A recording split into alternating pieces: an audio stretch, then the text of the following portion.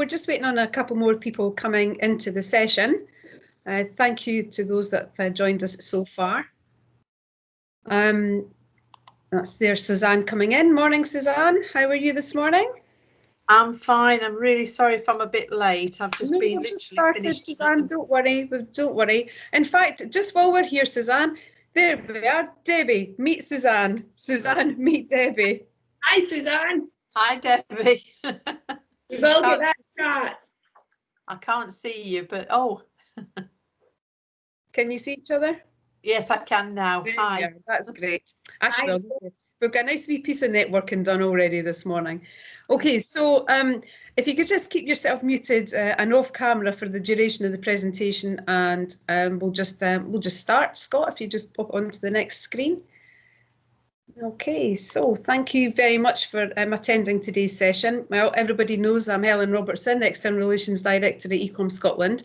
A pleasure again to welcome you to the joint session with Friends of eCom Scotland, Debbie Watson, Head of HR at Aviagen, and with my colleague Emma Dixon, Learning Technologist at eCom Scotland. So, as you know, people are the most important asset to an organisation, and building resilience in your team has become more vital than ever to maintain productivity, morale, and overall success. So in today's Rapid Expert Forum, Debbie will share her experience of engaging, educating, motivating a workforce during a period of rapidly changing guidelines and government advice, just as we were talking about this morning. A very high-level session. We only have 30 very rapid minutes. It'll mainly be online discussion, but hey, there's only a few of us. Let's see how it goes. Might ask you to unmute, and God forbid, even ask you to come off camera as well, to expand on your questions or comments. And after this, we'll certainly follow up an email with some useful links and resources. Okay, so here's a wee bit about Debbie. Debbie is Head of HR for Aviagen, as I said, and Debbie joined the company over 25 years ago, starting as a wages clerk, and has progressed now to her current role. And within her role as Head of HR, Debbie is responsible for all HR activities throughout the UK, as well as involvement with the global business. And my colleague Emma is a learning technology consultant with eCom Scotland and has been with us for just about 4 years now, Emma. I think that's right, and is responsible for our product portfolio within eCom Scotland, working with the product team. And Emma has also worked in the hospitality and oil and gas sectors previous to eCom too. And a wee bit about eCom Scotland. eCom Scotland support businesses and organisations in the public, private and third sector with customised learning solutions. We started 24 years ago. We're normally based in Dunfermline, although not at the moment. There's about 40 of us that are home working, and where we continue to service our clients locally, nationally and internationally. On the next slide is the agenda slide, and where you'll be able to see today's timings. As I said to you, it's a very quick 30 minutes. So without further ado, I can say over to you, Debbie. Thank you, Debbie. Thanks, Helen. So really for the next 10 minutes, I'm going to give you all a flavour of, how we within Aviagen have built the resilience within our team throughout the past 6 months. I've got a couple of slides to go through, but really we'll just move on to the next slide and we'll get started. So I think for those of you that don't know Aviagen, I would just like to set the scene very quickly. So Aviagen, we're an international poultry breeding company, and really we're in the business of really feeding the nation. We provide a lot of chicken, which ultimately ends up on the dinner table. So we are an international company, but within the UK, we have over 40 locations, as well as we contract approximately 30 other locations. It's my job to look after around 900 employees, and they are located predominantly across Scotland, mainly throughout our farming base, but we also have a large multi-generation hatchery, which is down in Stratford-upon-Avon, where we've got about 150 employees based. So due to the nature of our business, we deal with livestock on a daily basis. So we just couldn't shut up shop when coronavirus appeared.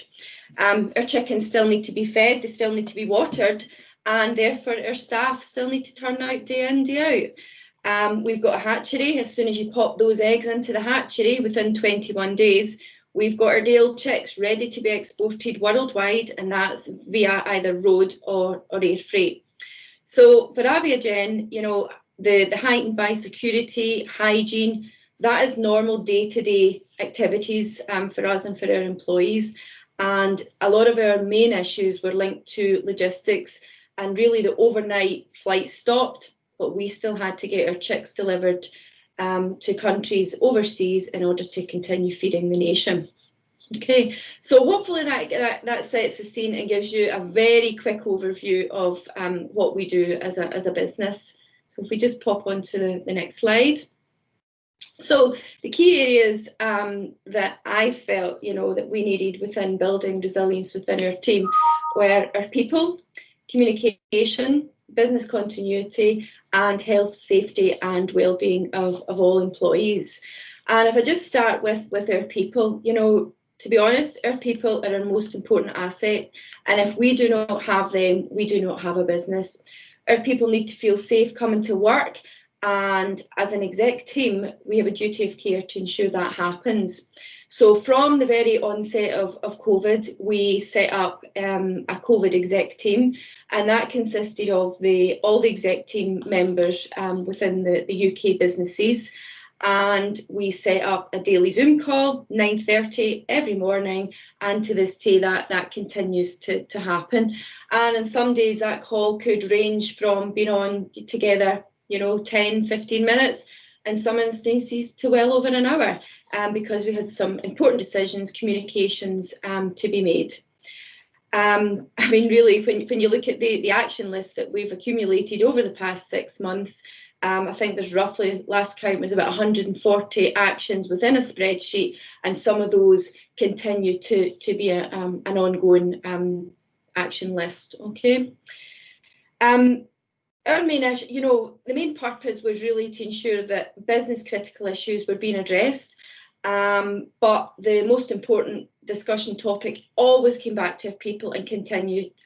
You know, we continue to come back to our people, and therefore the decisions that we are making, it's extremely important that they're then cascaded down the chain to ensure that all employees are receiving the same messages, no matter, you know, what position they hold within the business.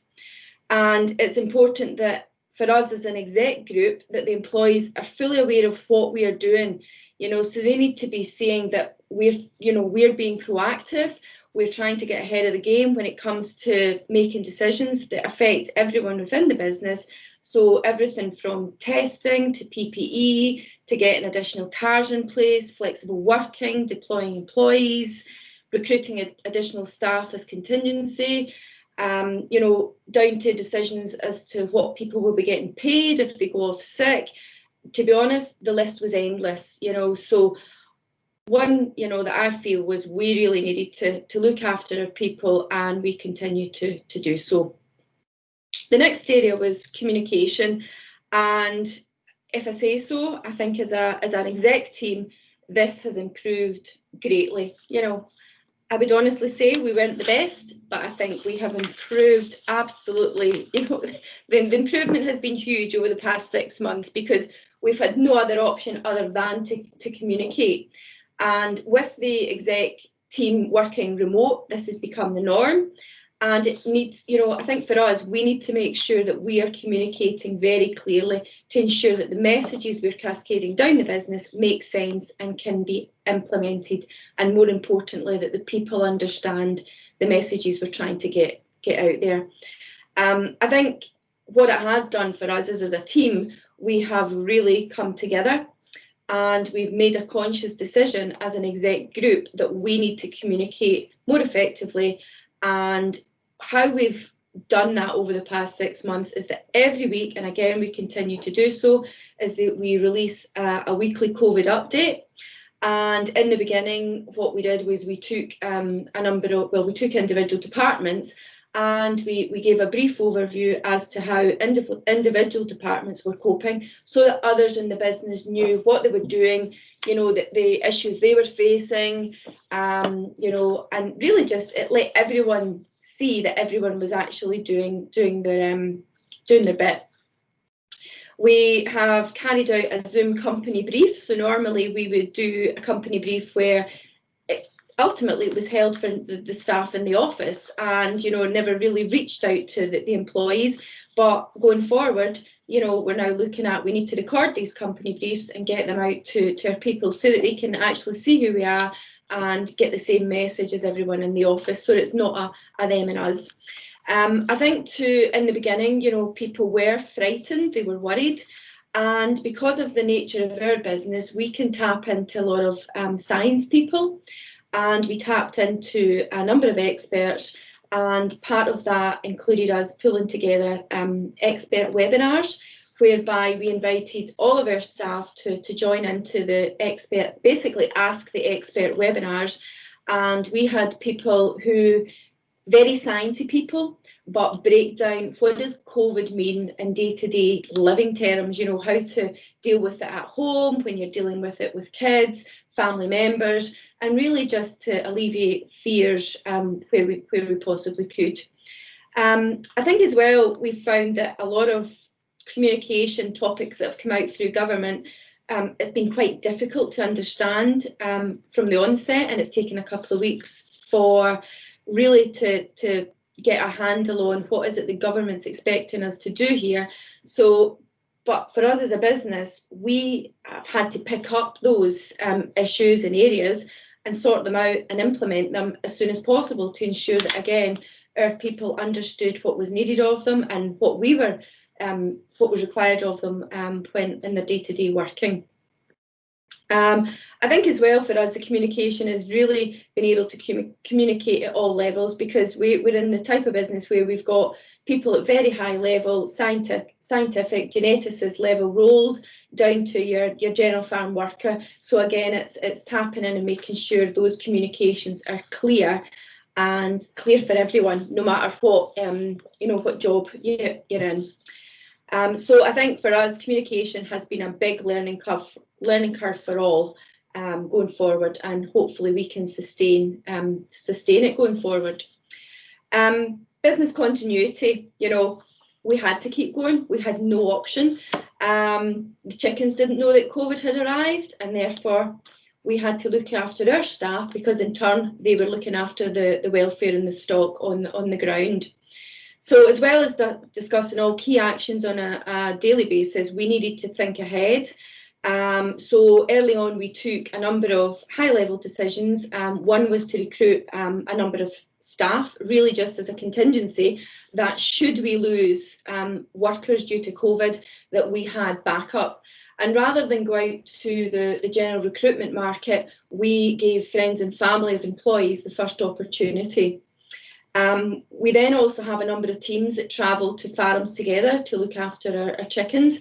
And again, to reduce the risk of COVID, we, you know, overnight got 30+ vehicles into the business to ensure them to travel safe.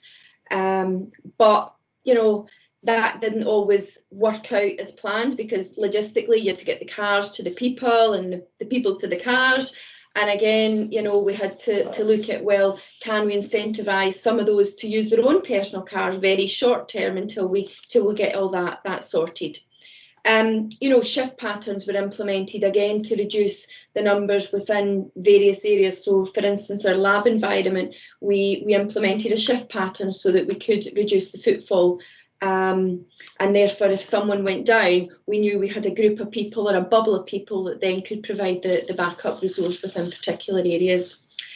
I think one area that I'm particularly proud of in all of the business continuity is that to date, given we've got approximately 900 employees, is that we've had 2 positive cases overall throughout the past 6 months, and absence has remained below 1%, and overall absence has remained around 2.5%. So, you know, we cannot as a business thank our employees enough, because they've continued to turn out, attend work and keep the business moving. As well, testing played a key role. So because we were classed as key workers, we could get our employees sent off for testing, allowing them to get back into the workplace on receipt of negative test results. I think one of our biggest areas of concern was the hatchery, where we've got 150 staff. And no doubt you'll have seen on the news that a lot of processing plants were in the news. So it was really important that we keep COVID out of our hatcheries. And, you know, we're lucky that we've got a very good, strong line manager within that hatchery, excellent communicator, and he cascades every single snip of information to his employees to just ensure that they are safe, they're happy. And I think when you then get employees who work within that environment coming back and telling you that we actually feel safer coming to work, I think we were obviously doing something right.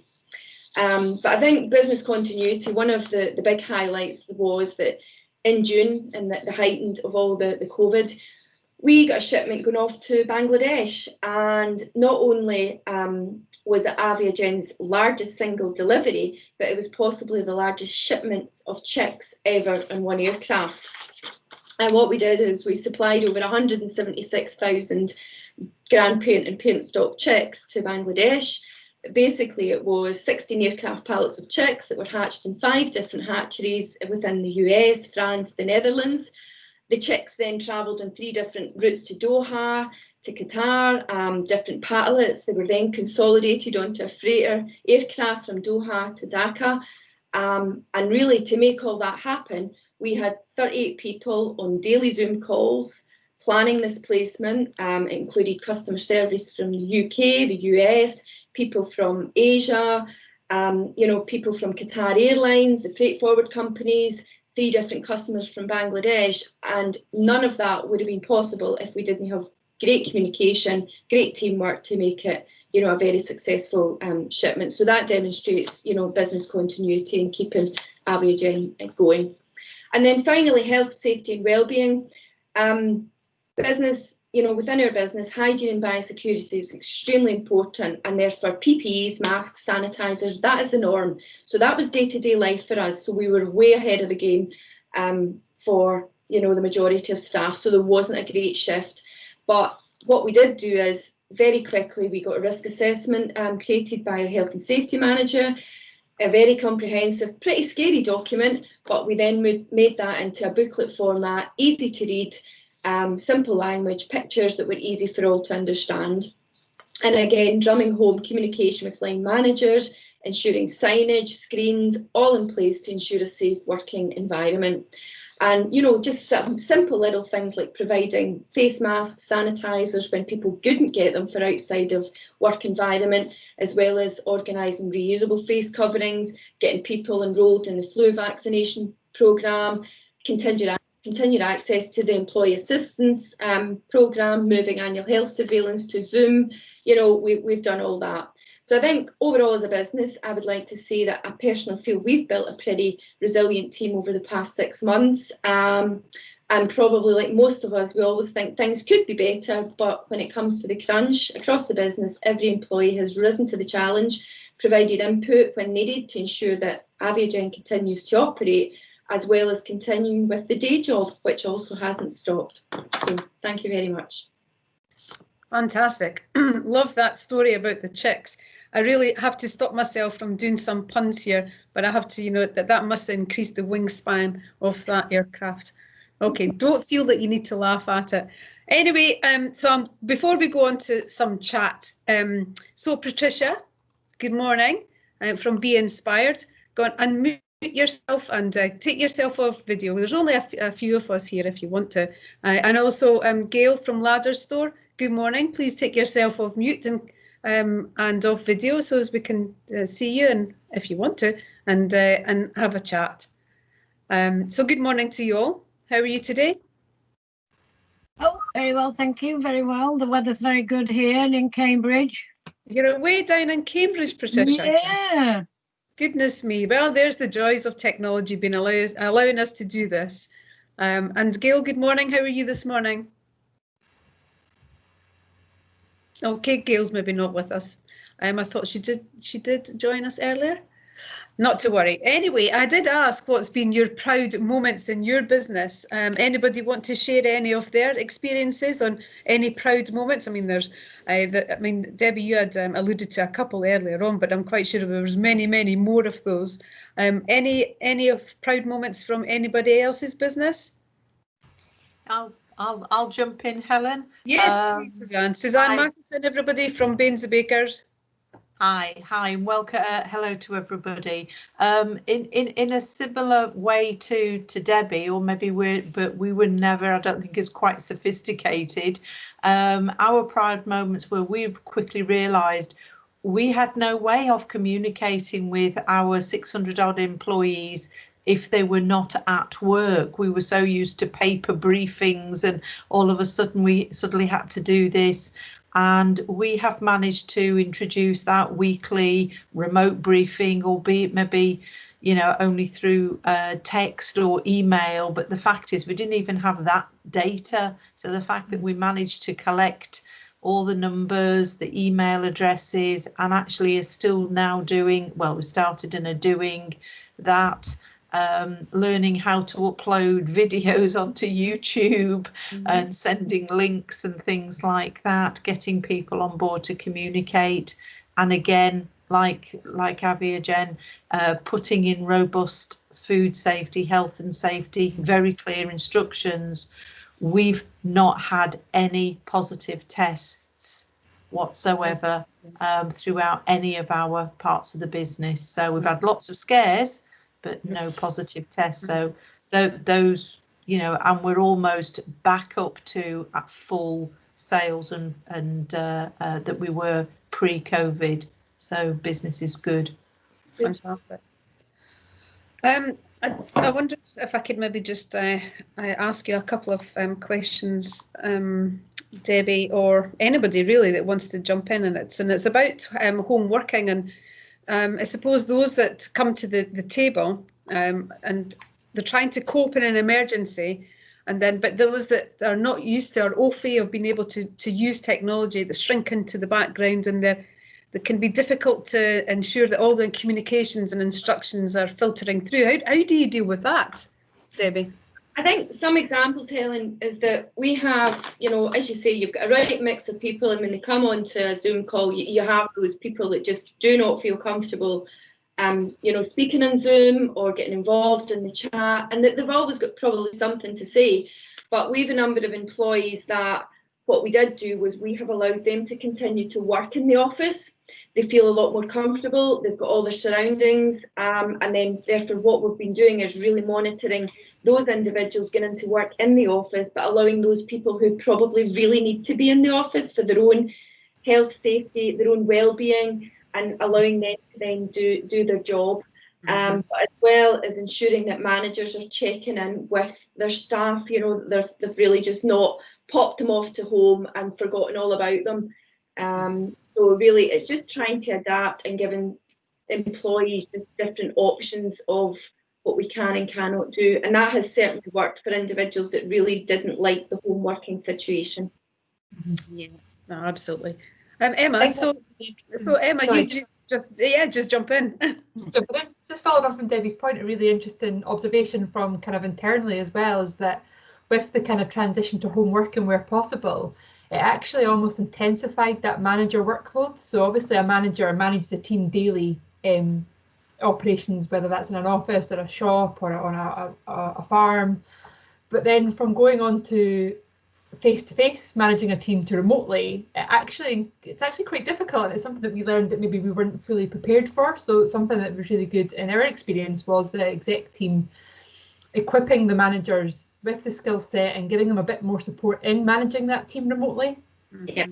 And making sure that they were equipped to help deal with those people, like Debbie said, that maybe weren't as comfortable speaking up on calls. I mean, we've tried to implement that. We've asked all staff where possible to put an image up as your icon, so at least when we're speaking online, if you don't want to show your camera, at least there's an image there, so it looks like we're talking to a person rather than a blank screen. So there's lots of things that we've tried to implement, but definitely support of managers was something that we found crucial to managing resilience in teams. Yeah. Suzanne, anything else that you want to add to that? No, again, it's strange, the coincidences, but maybe that's just great minds think alike. It is. But again, we had people, so very much we've got a very, very small core of administrative based people, and those that were essential to the business and needed to be either kept on all the way through or joined us at various stages. We started them off with home working. They very, very quickly said, we don't like this, we can't cope for a variety of reasons. And so we gave them the choice, but we said, these are the constraints, you tell us how best we can manage it. They came up with the solutions. It meant moving desks around, space around to allow a certain number to come back. Other people chose no, quite happy to stay at home. You know, so again, that flexibility, but for the vast majority, unfortunately, ours didn't have a choice because, you know, they're production workers, they're shop workers, they can't work from home, but those that could, we definitely allowed them the choice. So it helped them, and particularly their mental health. They really struggled. So it wasn't the norm. Yeah. We were chatting earlier just about resilience. So not only is it resilience within your team, you're actually now having to counsel how to be resilient in your personal life as well. So that everything, so it's not just a, you know, you get on and do your work. It's you get on and do your work, and here's how we can help you to be able to support you within your personal life too. So it's not as that work-life balance is all bleeding into to one another.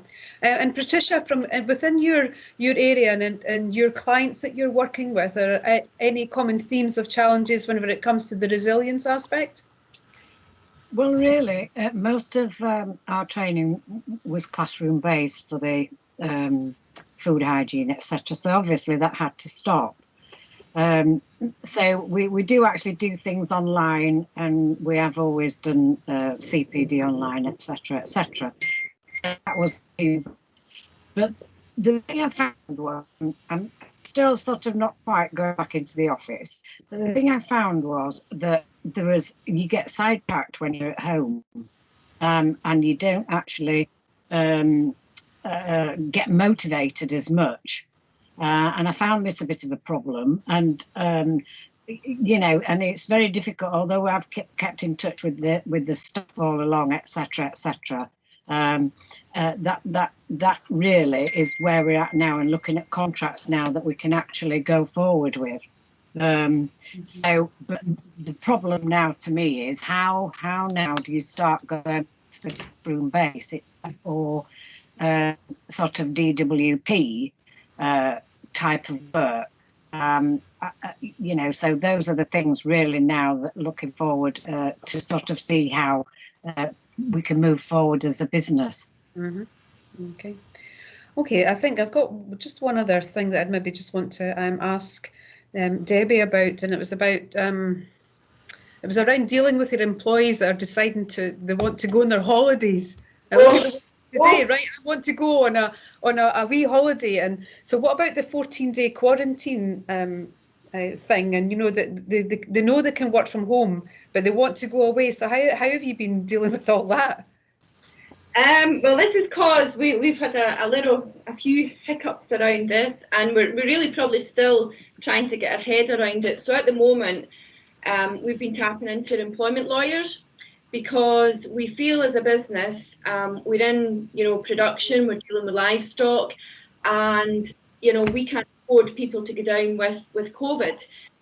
So we're taking some legal advice on this, but what we're looking at is we're looking to see if we can implement some sort of policy around basically saying to employees that, you know, you cannot go to countries that are on the government exemption list. Mm-hmm.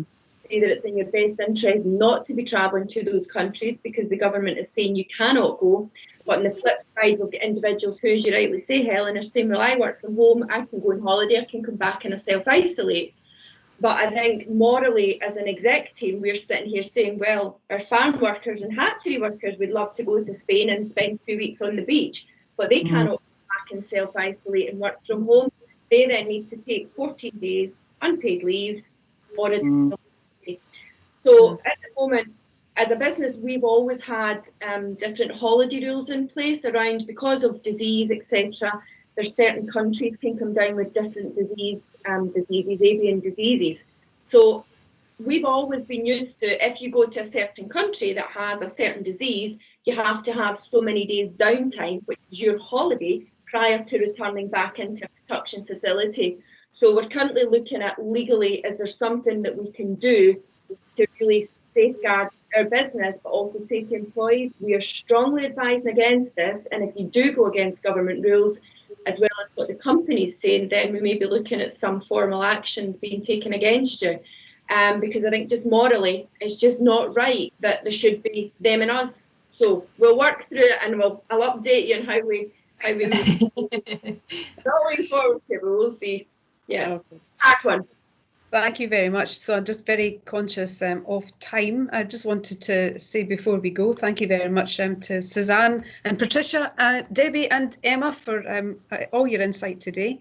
I will follow up with an email with some additional links and resources and a recording from today as well.